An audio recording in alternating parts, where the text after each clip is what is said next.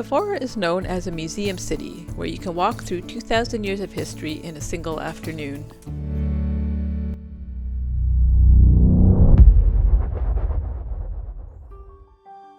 The prehistoric stone circle and menhirs start Evora's historical monument journey. Those were covered in the last episode.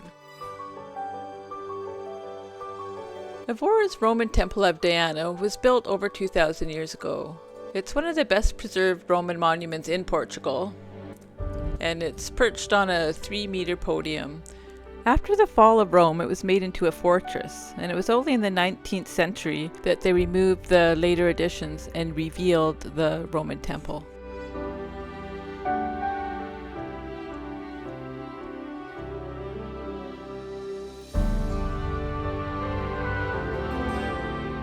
There behind the Roman temple, we could see the next bit of history, the lantern tower of the Evora Cathedral.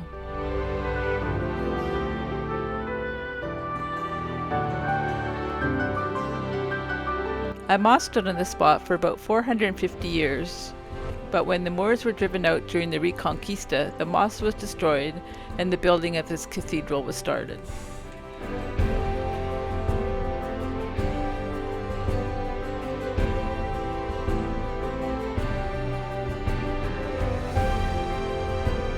The city walls themselves show the layered stages of history in Evora.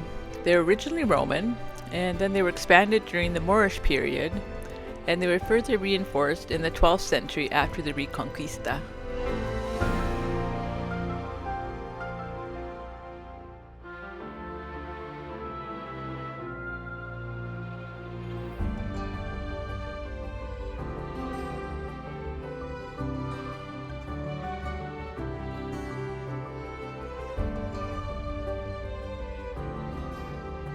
Evora's aqueduct was built in the 1500s to solve the city's chronic water shortage. It's believed that it was built over an even more ancient Roman aqueduct. The water for the aqueduct came from a spring that was 18 kilometers away. This wasn't the most impressive aqueduct system that we've ever seen. It wasn't like the Pont de Gard in France or the monumental aqueduct in Segovia, Spain. But what was interesting was once it crossed into the city walls, how houses and shops were built right into the arches. This is something that we had not seen before.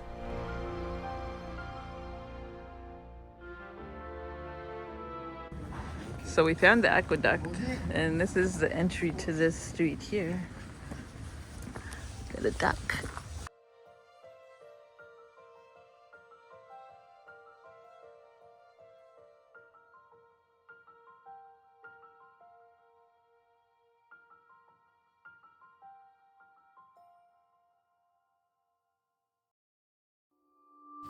There's all these cool little alleyways all over the place. And then there's an interloper.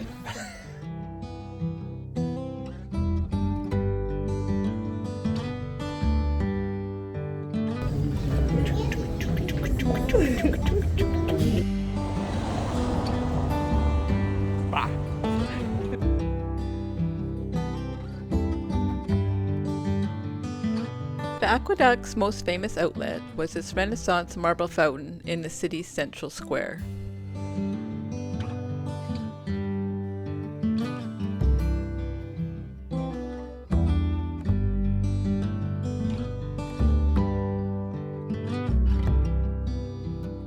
As we wandered the streets, we came across this little gem. We always like to find something different, and this one was intriguing. What really caught my eye was the giants that were perched on the corners. They are known as Atlanteans, and it's very unusual to use mythological characters on churches. This is definitely a unique facade. There was an Atlas Obscura find that we were trying to find. The Atlas Obscura website lists unusual, mysterious, or offbeat places, and our destination was all of these. As much fun as this rotating chair was, there was something else that we came to see.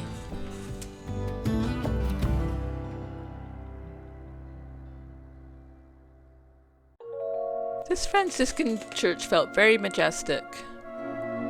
But what I loved about it most was its simplicity, which is what Francis of Assisi was all about. But we needed to keep moving a little further into the complex to find what we were looking for.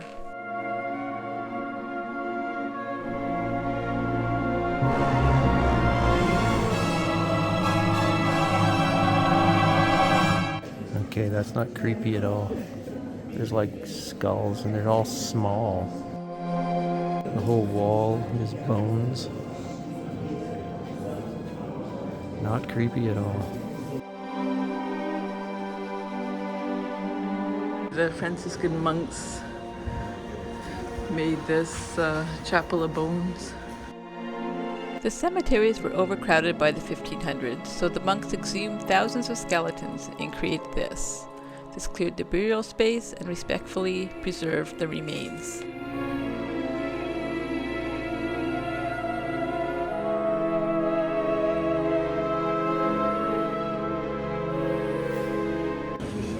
So the columns and the walls are completely lined with bones. If you believe in reincarnation, this might be you from a past life.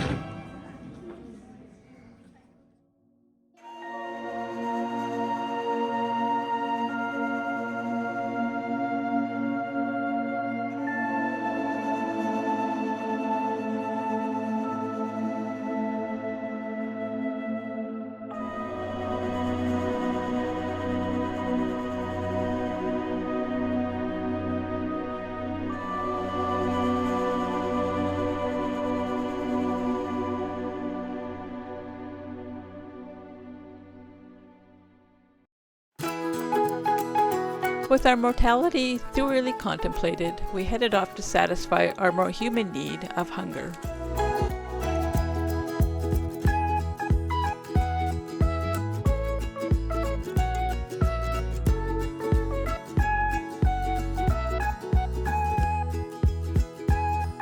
It's Easter Sunday. Yeah, it's even worse.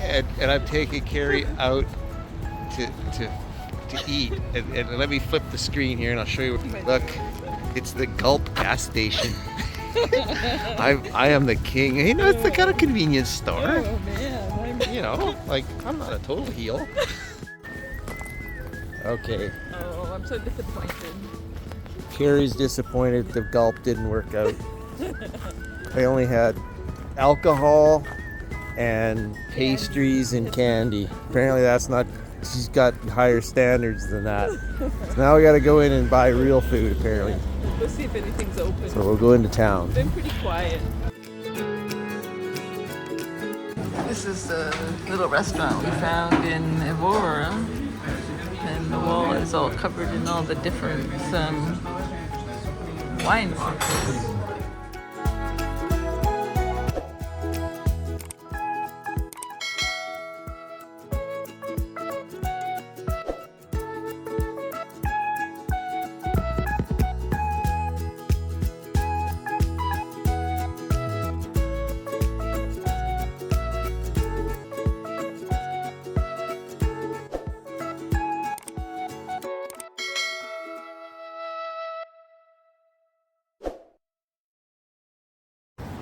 So just in case you weren't sure, this is a long vehicle because buses normally are short, right?